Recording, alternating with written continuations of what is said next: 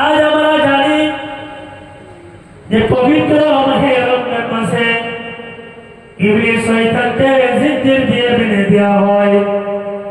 কোন রকম বান্দাকে ধোঁকা দিতে পারবে না, কোন রকম বান্দাকে ওয়াসওয়াসা দিতে পারবে না।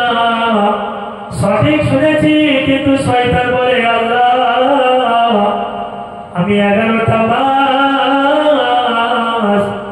আপনার বান্দা বান্দিকে এমন ওষুধ দিয়ে এসেছি, আপনার বান্দা বান্দিকে এমন তাদেরকে শিক্ষা দিয়ে এসেছি, এমন ওয়াসওয়াসা দিয়ে এসেছি, তাদেরকে এমন ধোঁকা দিয়ে বোকা বানিয়েছি। এই রমজান মাসে আমি যদি নাও থাকি, তাও আপনার বান্দা বান্দি ঠিকঠাক আমার কর্মটা করে যাবে। এখনই বুঝে যাচ্ছে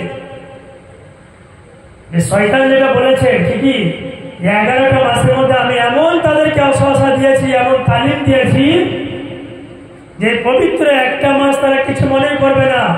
এমন চুলের কাটিং দিবে, এমন প্যান্ট শার্ট পরবে, এমন তাদের চালচলন হবে, এমন তাদের ব্যবহার আচার হবে, এমন তাদের কথাবার্তা হবে যে আমি শয়তান পর্যন্ত লজ্জা পাবো।